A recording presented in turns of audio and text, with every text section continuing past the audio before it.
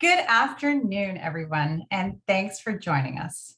I'm Karen Chalmers, Vice President here at Tech Alliance. I'm hoping you're having a good time dancing to the tunes as you're waiting in the room like I was. That was great. Thanks so much, Sarah.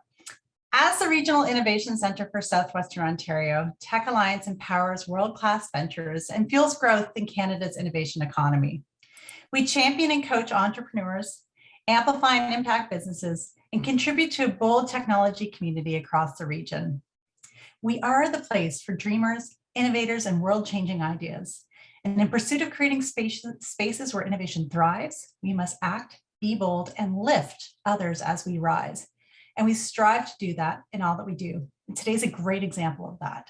So to put it simply, we support entrepreneurs and ventures at every step of the entrepreneurial journey.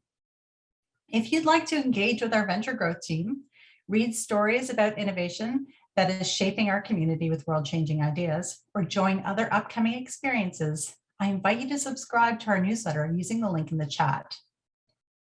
Now, acknowledging the land upon which our organization sits is an important step to honoring the lands and history of the region's Indigenous peoples. We begin by acknowledging the significant historical and contemporary contributions of local and regional First Nations and all the original peoples of Turtle Island. As settlers, we acknowledge that this is sacred land upon which we are privileged to live and work.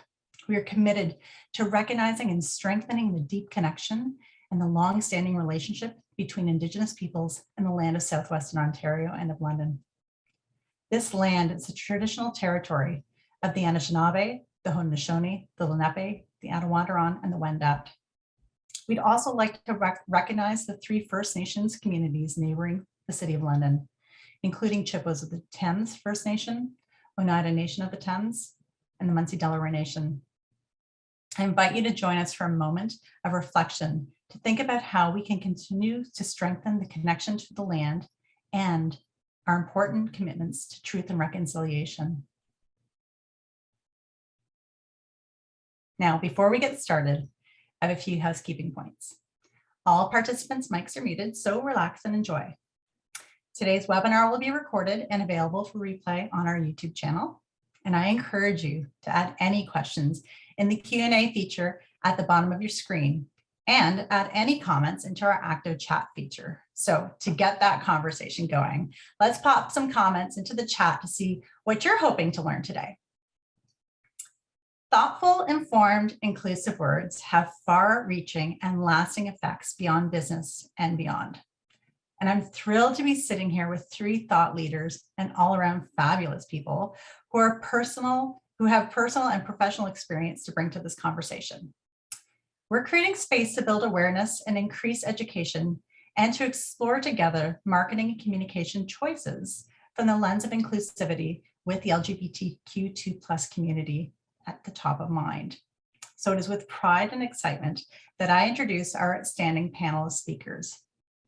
Bringing expertise in marketing and communications from a startup venture, Nadia Ladek is the founder of Marlow, a menstrual wellness brand that has created the first ever lubricated tampon experience.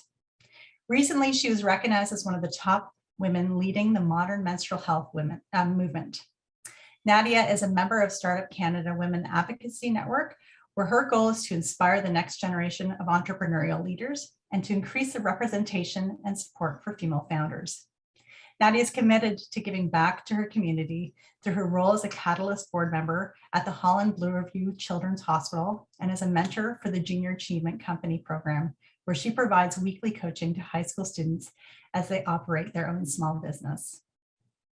Now, with multiple perspectives to bring to the table, we have Frankie Manuel, a special education elementary school teacher and one of the directors and founders of Strathroy Pride, in addition to being a proud father of 2 school-age boys.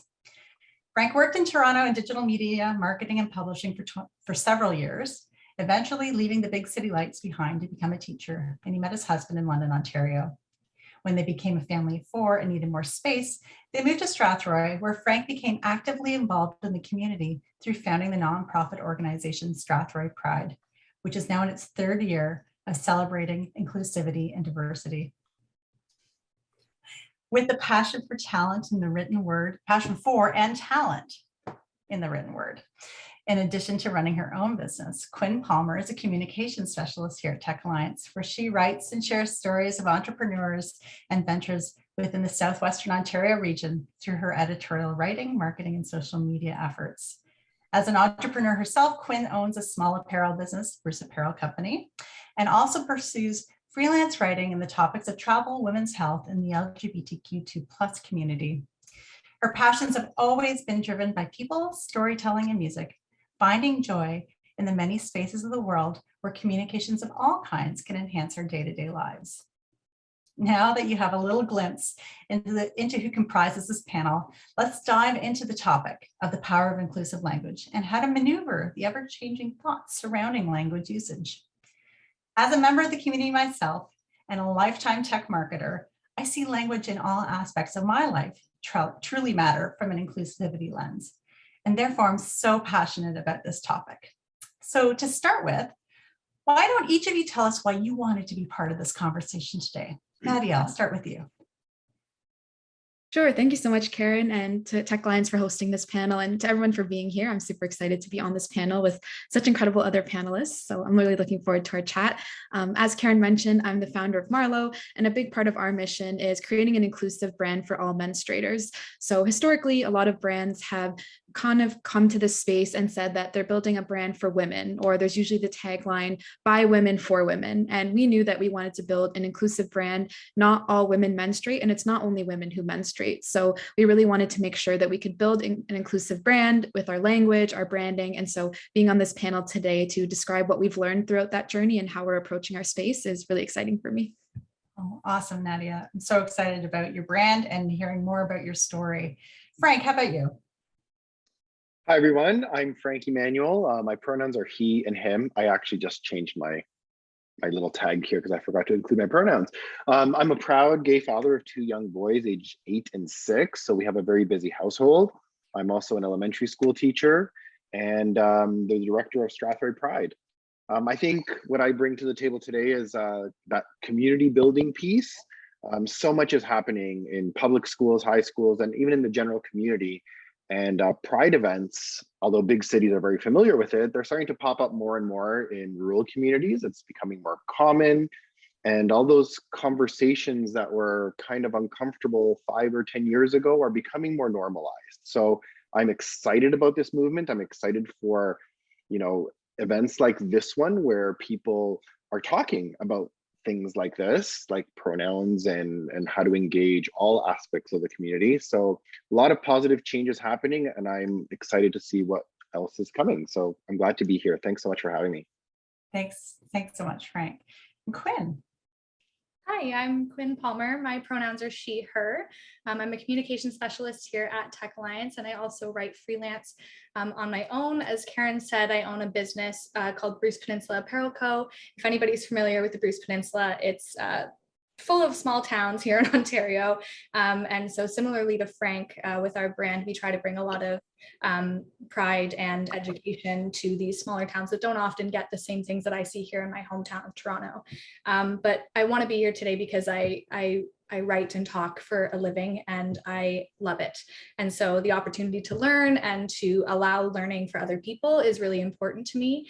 And so having these conversations with business owners and community driven folks, it helps me not only learn in my own writing, but hopefully teach some of our participants and people watching today how they can move forward in their lives with it.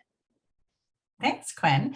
I mean, this topic tends to start a great discussion, and to be honest, I even didn't say it earlier. My pronouns are she, her. So, especially in the written communications and business, pronouns. Frank, maybe let's start with the basics. What do we mean when we're talking about pronouns in a business environment? So I'm going to put my teacher hat on and just a little review for everyone back to your grade 3 grammar. We use pronouns as like a shorter, simpler substitution for our proper names. And communication in business and really in everyday life is essential. We're social beings. We're constantly communicating with one another. And so when we use incorrect pronouns, I think we're stifling that communication. We're creating these barriers that shouldn't exist. You know, how would you feel, Karen, if I called you Jim for the rest of this afternoon, Jim? And, you know, Jim, when you're approaching me with a question, Jim, you know, it's uncomfortable. It creates that, you know, this discomfort, and that communication is going to stop between us. You're not going to want to talk to me, and I'm not going to want to talk to you, and we're not going to be productive as community members or business members. So yes, pronouns are very important, and we need to adjust the way we approach them. Thanks, Frank. I mean, Nadia, in your business, you know, especially when you're talking about menstruators, right? Why do pronouns matter so much for you in your business? Definitely. I think stating pronouns, it's really important because you're demonstrating to others that you're not making assumptions about what their pronouns are. And so I think showing that not only you're not making assumptions, but you're beginning to normalize that practice for everyone. So whether you're stating it at the beginning of the conversation, like we did, whether we're putting it in our name beside our Zoom panelist or in our email signature, we're just showing that it should be a normal practice when we're introducing ourselves and showing that we're creating a safe space. We want to create an environment that everyone around us feels that they can bring their whole selves to work. They feel like they can be all aspects of themselves, which is really important. And so showing that you're creating that safe space, that you're an ally, and that people know that, okay, I can come and bring my whole self to work in this environment. Totally, 100% agree. And I think that that's a really important piece, is that, you know, we're allowing ourselves to bring our whole selves to this. So Quinn, you know, when we think about this in the written word, and a lot of our written communications happen in email. So why should this be present in signature lines in email communications? It's very similar to what Nadia said. Is just, you know, the title of this is the power and practice, and power is that really strong word there, in that you're allowing other people on the receiving end of your emails or your Zoom name or what have you to see that you are creating a space where that is welcome and those conversations are allowed. I think it's also a really strong sign of allyship. If you are the only person in your company spearheading and sending every single email with those pronouns on it, you're going to be giving exposure to people who maybe don't even understand the conversation. You're going to start conversations. You're going to have people looking introspectively into whether or not they want to be doing that for themselves, which you should. I highly recommend. But it spearheads a lot of things, and those conversations need to be happening, albeit sometimes uncomfortable. They're necessary in our spaces. So absolutely put your pronouns at your emails, please and thank you. Okay, so you've asked nicely, but it's not having your pronouns presented, like, is that making a statement to the outside world? You know, I think about, you know, my pronouns being she, her, but my child's they, them, you know, my child is making a statement, I'm making a statement, you're making a statement about having the pronouns, but if not showing them, is that making a statement within the business environment? I'll throw that out to, yeah, go ahead. I would say absolutely. There might be the off chance of maybe nobody in the business is doing it, and so it has to be introduced for it to start happening, and that does have to happen. But when you're addressing something like the tech and innovation industry, where you are seeing it every day, if you're in a corporation that is doing it and you are choosing not to, you're making a very strong statement that you are choosing not to be on the right side of inclusivity. And as said, in that chance that maybe nobody is doing it, it maybe doesn't make the same kind of splash as being the only person to do it or not do it. But hopefully you can be the first person to spearhead it in your conversations. How about you, Frank? What do you think about that? Like, is it not making, is it a statement by not doing it? I think a part of it is like just talking about the community. Not everyone is aware, not everyone understands the power of it. And so when I don't see it in a signature, I don't get offended by it. I don't get upset by it. I don't think they're making a statement. I just think they're not there yet, or they haven't been brought aware to it. But when I do see it in a signature, especially in education, when I see it through, you know, principals or other teachers, that automatically creates that safe space. And, you know, somebody mentioned it. I think it was Nadia who mentioned creating those safe spaces. There, it's crucial, because as soon as I see that signature, I know that that person is a safe person, and I can be my true self around that person. And it's a very instant thing. Like I distinctly remember we got a new principal last year at the school that I work at, and his introduction email included his pronouns in his signature. And that to me was an instant, I'm going to enjoy working with this person. Right. So it's powerful. It really is. Yeah. And Nadia, how about from like a customer service perspective, as you're dealing with customers and, you- do you feel like your customers, see it as a statement if you don't do it? I think so, especially because one of the key values of our brand is inclusivity, and we're trying to put that at the forefront of everything that we're doing. If we're inconsistent and we mention it in some places that are maybe more, on our social media, on our website, and then in our interactions with specific customers through customer service, if it's not there, then it could seem performative. So I think in these situations, it's important to make sure that it's at the forefront of everything that you do, that you keep it in the back of your mind to make sure that you're always putting that out in the open. And if you don't do it, it could be almost perpetuating that there's some kind of stigma around it, or that there's any discomfort. And so I think it comes back to that practice of, if you keep doing it and you keep it at the forefront, then you're beginning to normalize this for someone who maybe hasn't heard of it or isn't familiar with it. And they can see that, okay, you are building this safe space and you're trying to contribute to opening up some of these conversations. Right. Yeah, exactly. Fantastic. I think we also need to just be aware that, if you don't have it in your signature, it doesn't mean you're not an ally. You haven't thought about it. And I think that's part of being at the forefront of big change, is not everyone is there yet. And some people just need time to get there. Mm-hmm.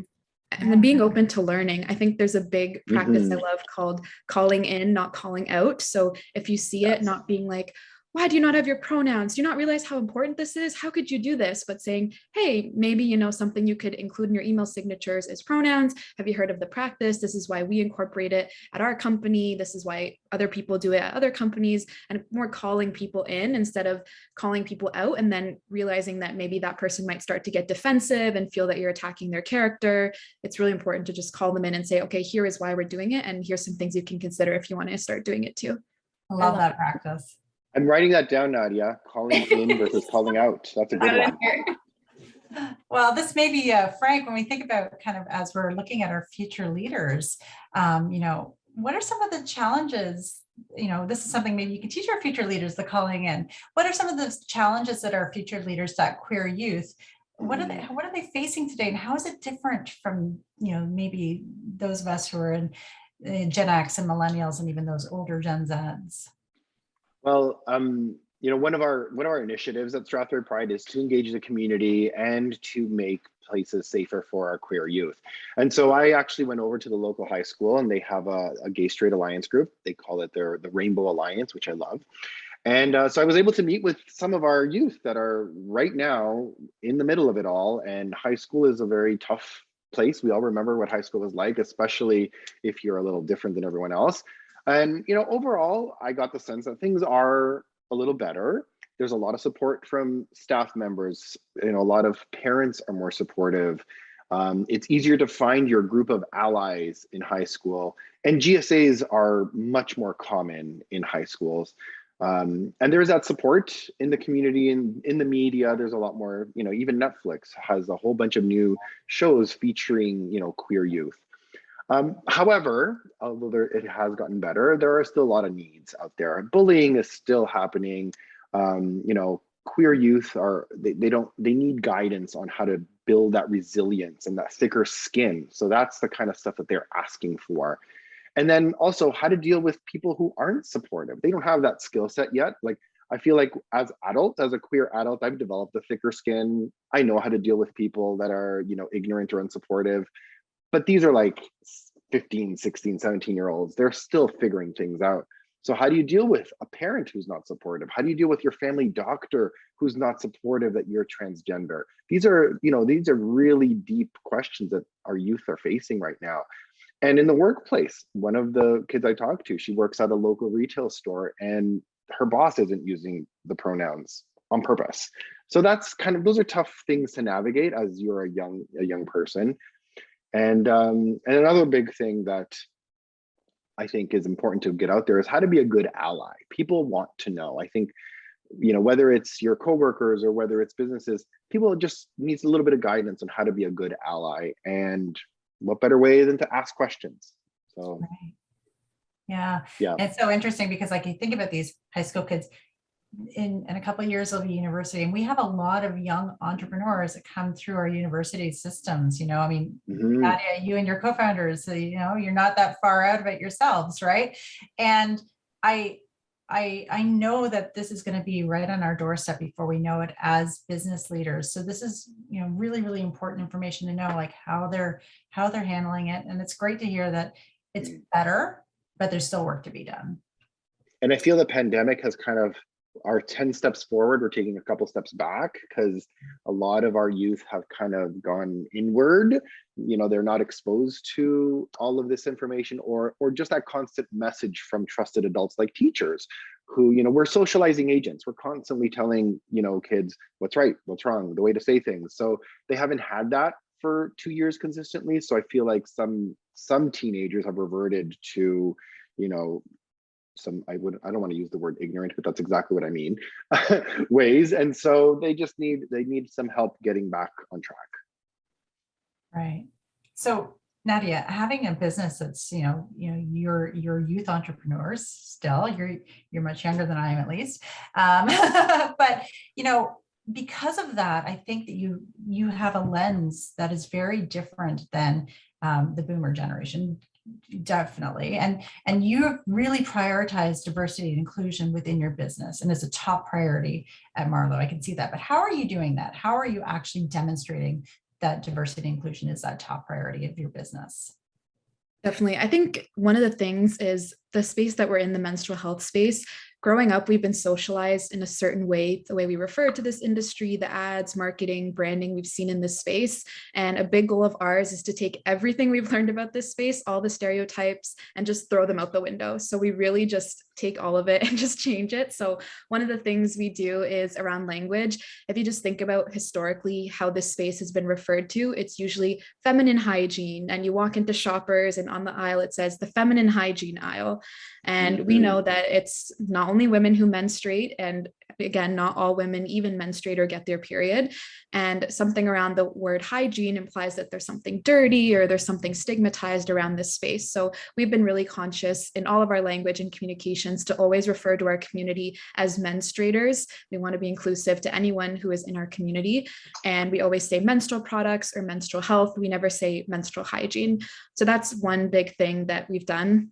Another thing is around the branding. So if you walk into a Shoppers or a Rexall, you'll see that a lot of the packaging is usually pink and flowery, and it's overly feminine. And we just wanted to take that and again throw it out the window, because it's not necessarily something that the modern consumer is going to resonate with. And it's not only necessarily something that's showing our values, but a lot of people will then be drawn to your brand too, because you are prioritizing values that align with them. And a lot of millennial and Gen Z consumers are looking for those purpose-driven brands that align with their own values, and they'd rather support a brand and even pay more for a brand that's aligning with those values. So that's been another thing. And then a third thing would be kind of around our branding and around our ads. So growing up, we'd see the ads where a woman's playing tennis and she's in this all white dress and somehow she's picture perfect on her period, which is not necessarily realistic. So we've been trying to, in all of our social media, in our blog, taking that and showing realistic body inclusivity and gender inclusivity of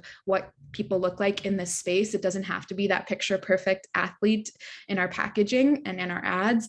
And so taking that, and I think overall just trying to prioritize being learning throughout this journey, because it's something that the space is constantly evolving. There's new terminology. Every experience is different. And so a big thing, even beyond what we're doing, is just being open to learning and knowing that kind of whole being open to being called in and learning that things are changing and that there's things that are evolving in this space. So I think we try and stay at the forefront, keep up to date with trends, and prioritize changing things if we made a mistake, and evolving once we see that.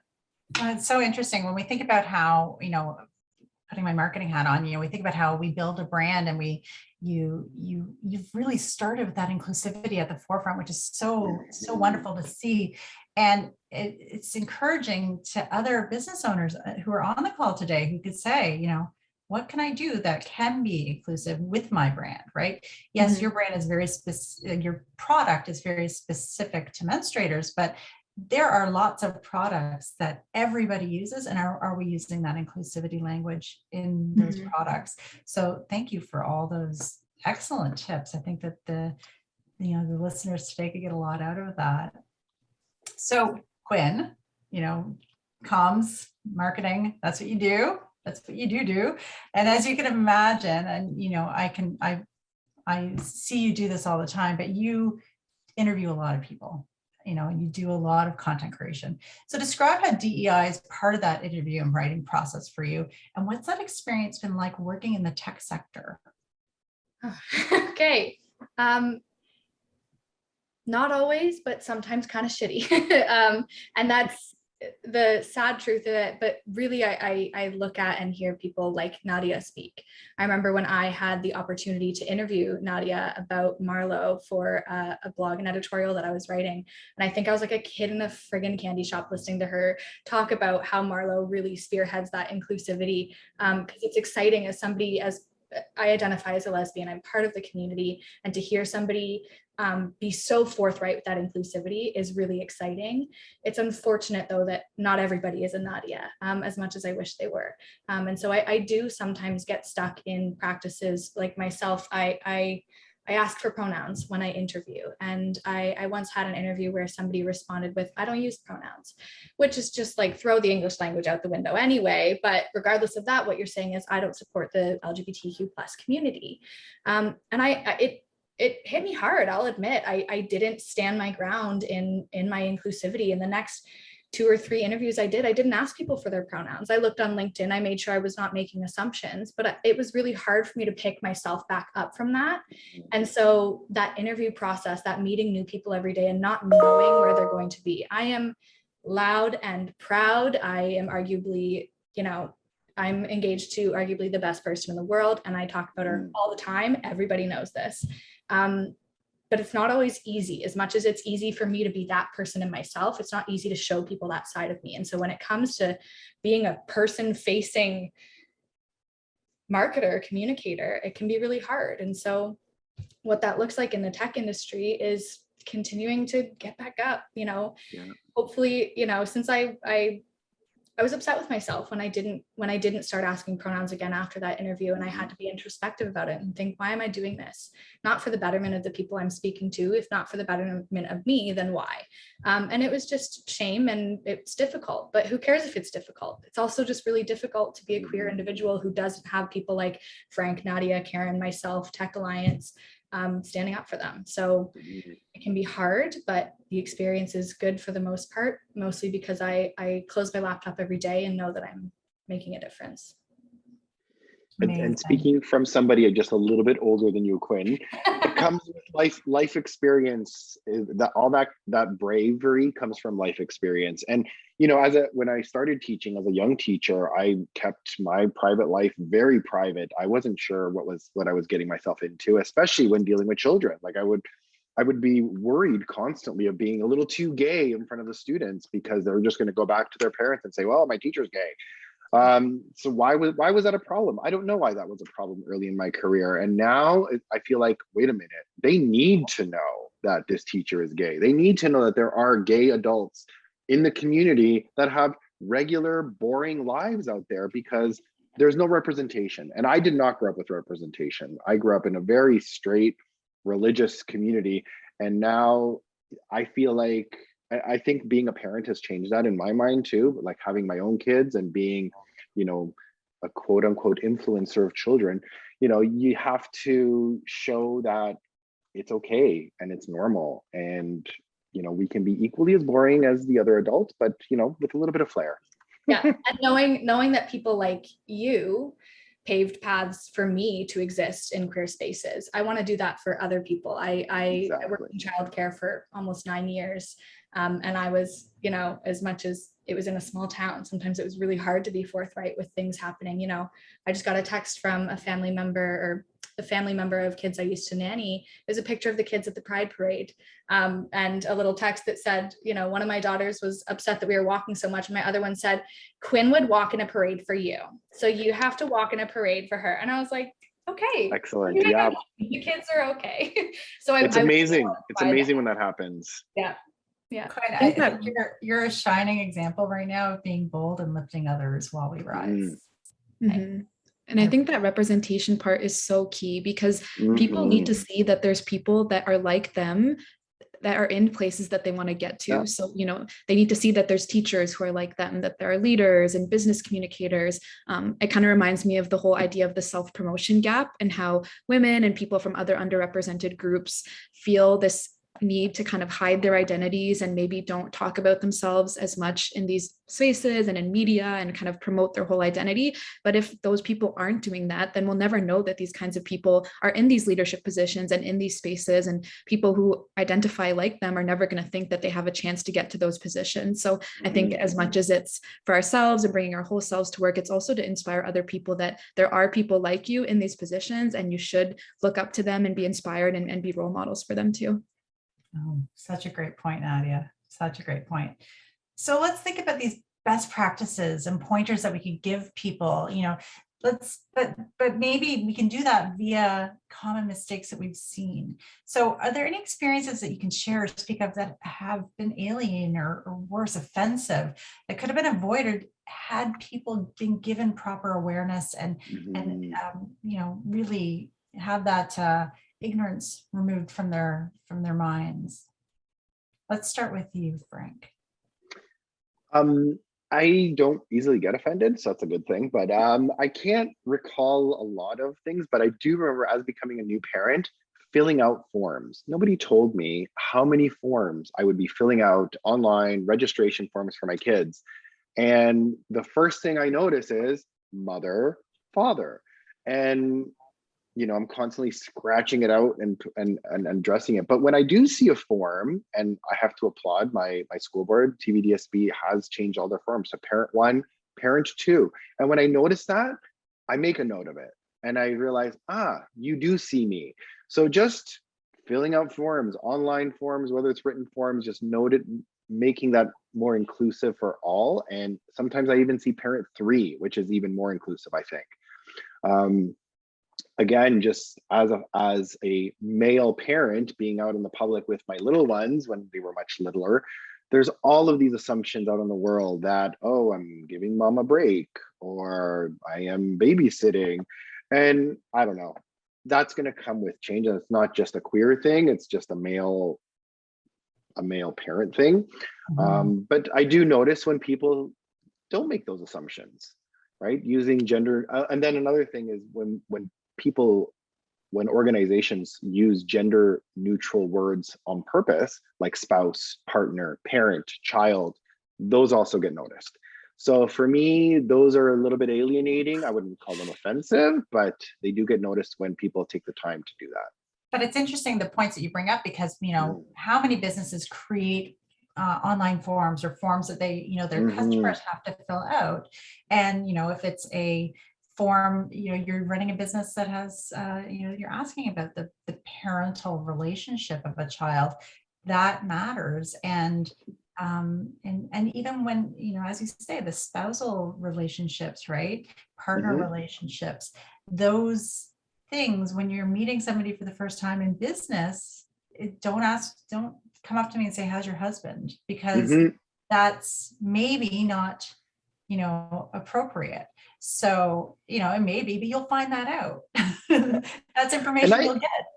And I get it. When you assume, 85% of the time you'll be right? When you're assuming, straight and everything, you're correct 85% of the time. But we're in an era where we need to be more inclusive, and that's the point. That's why we're doing this, right?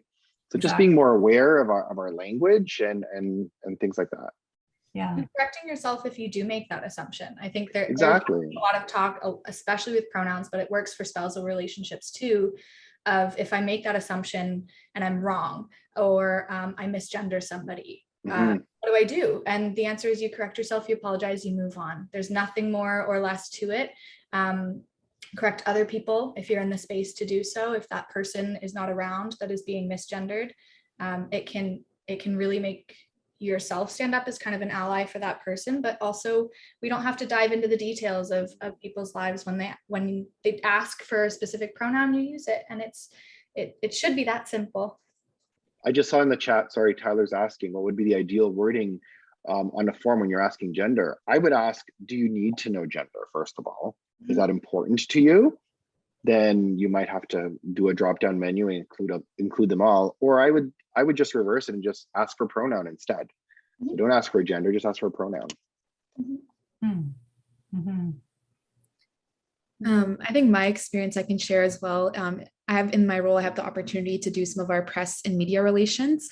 And I think, I have the opportunity to share a story, and I try and in all of our conversations, keep our values and our prioritization on inclusivity at the forefront. But sometimes you have to ensure that, maybe people don't realize what it is that you're doing. And so an experience that I had was we had this whole interview with a press and media person, told them how much we prioritize inclusivity and how it's core to our brand. And then the headline came out and it was Meet Marlo, the new brand for women by women.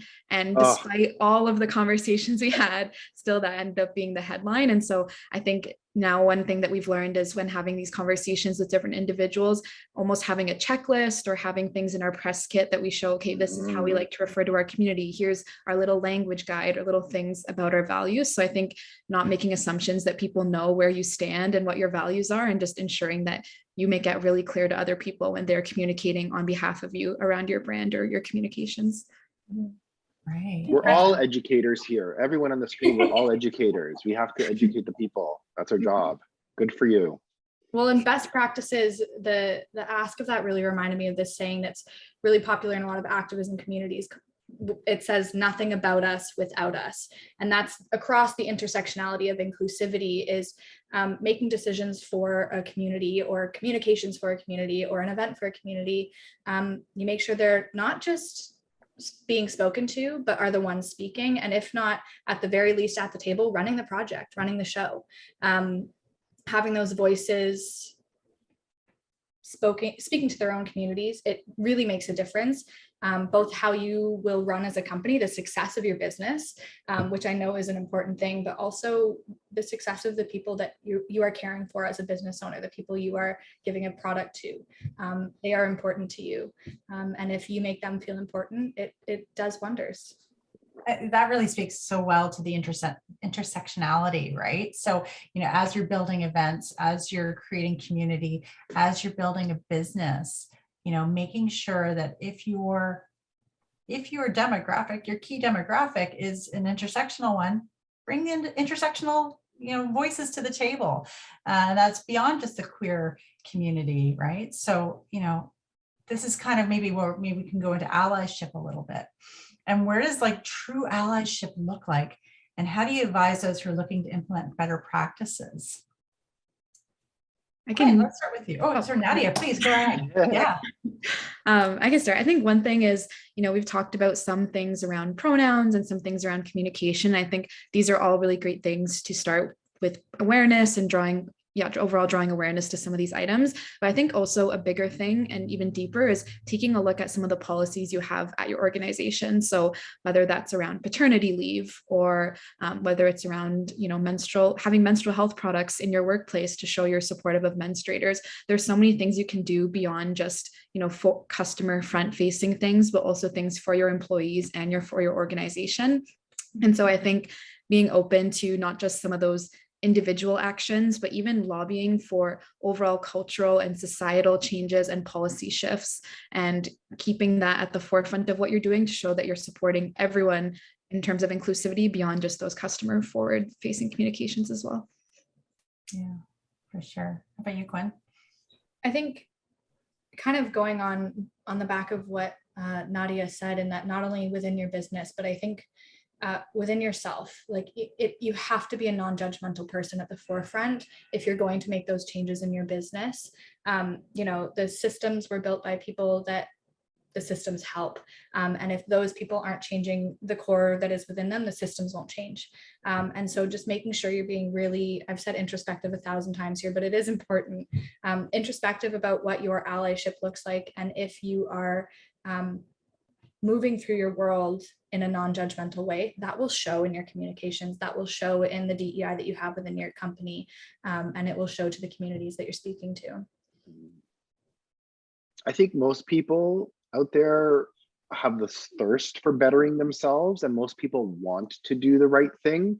We just have to give them that opportunity. And so I think, like we said earlier, creating those safe spaces, having your pronoun, having, you know, a little rainbow flag at your shop door window, it creates a space where people can talk and ask questions. I, just as a personal example, you know, we have a pride booth at the local farmers market every Saturday, and I'm amazed at how many people just step into our area and all of a sudden they are talking about really, you know, uncharted territory for them, like really deep rooted questions that they have, like, oh, my granddaughter just came out as a lesbian, I don't know how to talk to her anymore. Or and it's instant, it happens instantly, like, hello, how are you, my granddaughter's a lesbian, how do I talk to her? Like, and just, to me, I was taken aback at first. I'm like, how does that happen? But we created that space for that person to ask that very difficult question, and maybe her social circles there's no room for that, so we have those conversations, and it's wonderful. So what I'm getting at, just going back to your question, Karen, is just creating that space to have those conversations is essential. And whether it's the workplace, the community, in a school, just being aware and creating those spaces for people to ask uncomfortable questions is the only way we're going to see change. And I love having those conversations with people, especially old ladies. I love it. I was gonna say, was my Nana at the fair? Have you met You know her? what? Maybe. Sounds like her. Just kidding. She's a great ally. No, it's Yeah, it's amazing. interesting. Sorry. And they want to be allies. They want to support their family members. They want to do the right thing. They just need a little bit of push, right? A little bit of guidance. You know, just be yourself. Just show that you love her. That's all that matters. So this folds nicely into a question that came into the Q&A here, that, you know, someone saying like allyship can be pretty straightforward, but it's a little nuanced and complex, because can a person self-proclaim being an ally, or does that have to be bestowed upon them? I personally think self-proclamation of allyship is where it begins, but I'd be curious to see what the rest of you think.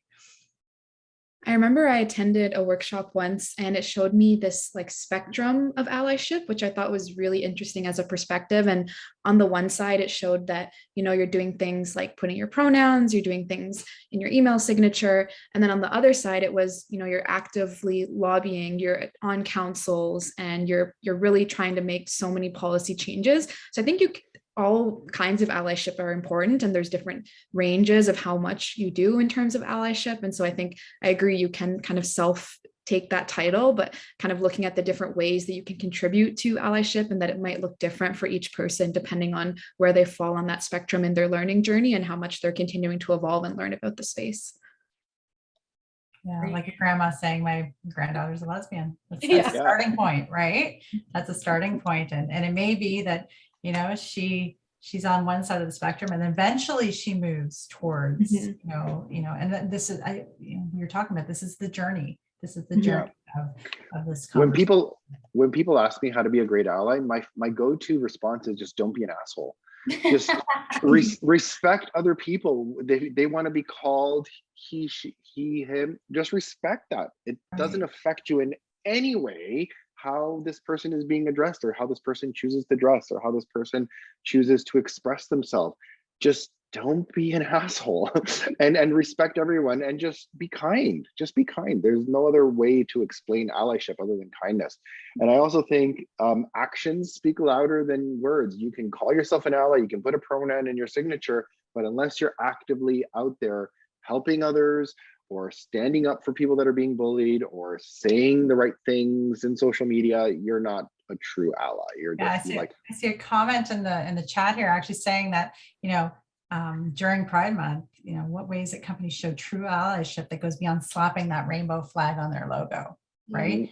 So one of the things that we talked about this month at Tech Alliance is that we purposely didn't do that, because the community is seeing that as just basically, you know, I'm slapping a rainbow on it and I'm not doing anything else. And instead, what we've chosen to do is actually create a space where we can have this conversation and educate. So, you know, what is beyond that, like, you know, slapping the rainbow sticker on it and not really doing anything, you know, what are some key things that businesses can actually do to promote allyship within the organization? I think, Quinn, I'll let you start. yeah, keep the rainbow around. Like it might not have to be everywhere and anywhere the way it is this Pride Month. I mean, I live in the village. The yassification, the rainbowification of the village has already commenced for Pride Month, and it's beautiful. And then July 1st kind of hits you a little hard when it's all gone. You know what I mean? Like it's all gone. It's just made out of vinyl. They rip it off, and they're right on time too. Like midnight on the last day of June, it's gone. And it really translates as exactly what it is. You're doing it for the month. You're doing it for the marketing, the timing. You need to be actively working towards allyship as a company for it to really mean something, for you to be able to hold that rainbow and proudly say, I am an ally. And if you can't, and you're doing it for the marketing of it, then think about it. I think you can't be donating to anti-LGBTQ plus politicians. You can't be lobbying for anti-LGBTQ plus or anti-trans healthcare. It doesn't align with you putting the rainbow there. So really think about it before that rainbow gets, as you said, slapped on a logo. Are you doing things for the betterment of the community? And if the answer is no, start with that. And maybe put a rainbow on, one post where you say you've donated some money. Start there. Start in places where it really actually has an active change in the lives of the communities. I've heard this being called as rainbow washing, where again, you see this rainbow everywhere during the month of June. I'm just going to echo what Quinn said. I mean, put your money where your mouth is. You're making money off this great marketing, and yes, it's beautiful. It's colorful. These logos are beautiful. And I love seeing them. I actually enjoy seeing them throughout the month of June and seeing how people change their logos with a rainbow in it, but then do something about it. Don't just change your logo. Give some money to a local pride organization, give some money to a youth hostel, give some money to anything that supports mental health.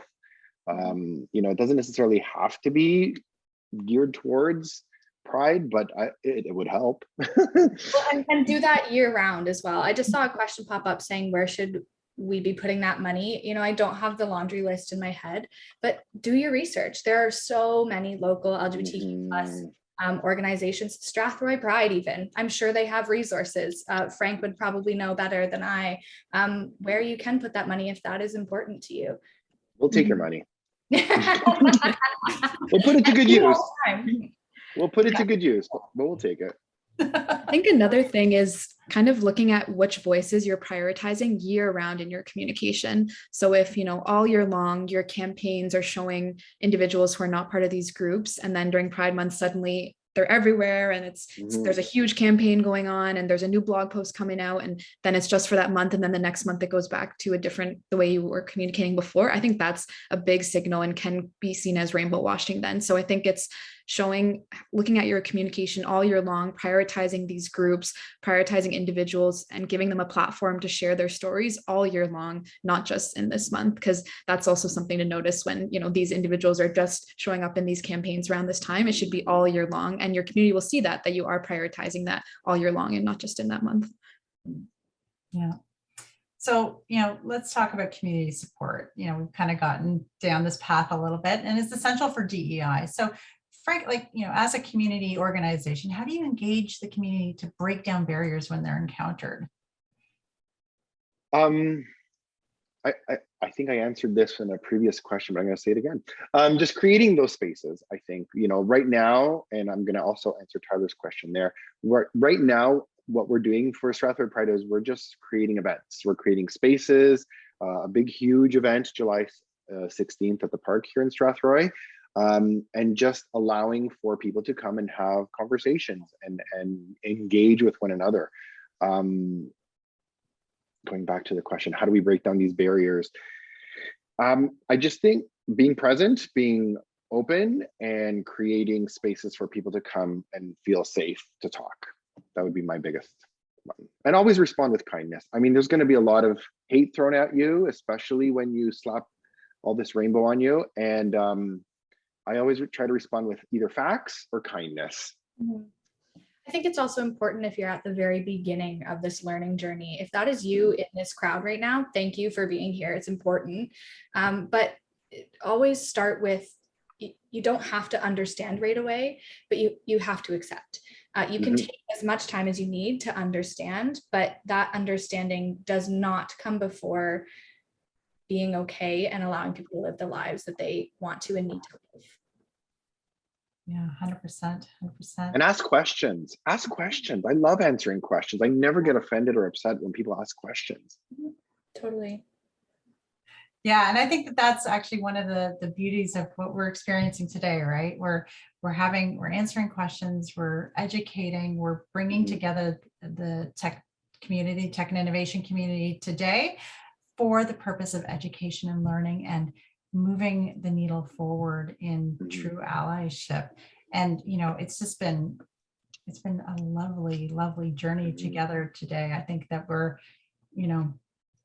at Tech Alliance, we are also thankful for you, Quinn. I mean, I get to be thankful for you every day, but for Frank and Nadia, very thankful for you, the work that you're doing, the way that you pose your business, Nadia, is it's inspiring, and I hope that you're inspiring other business leaders here today to really kind of look at their practices, see what they can do to change and be more inclusive in their language.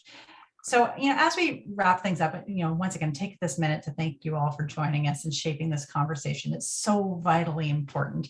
Keeping inclusion at the forefront and consistently considering our roles and responsibilities when it comes to choosing our words is paramount.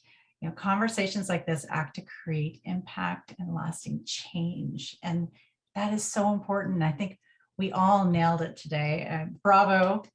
A little round of applause. Thank you. I really appreciate that. So with that, I'll bring this conversation to a close. And thanks to all of you who joined us today. It was important for you to be here, and I hope that you can take some of these learnings and implement it into your own businesses. So take good care of yourself and each other, and happy Pride Month. Bye now. Bye, everyone. Thank you. Thank you.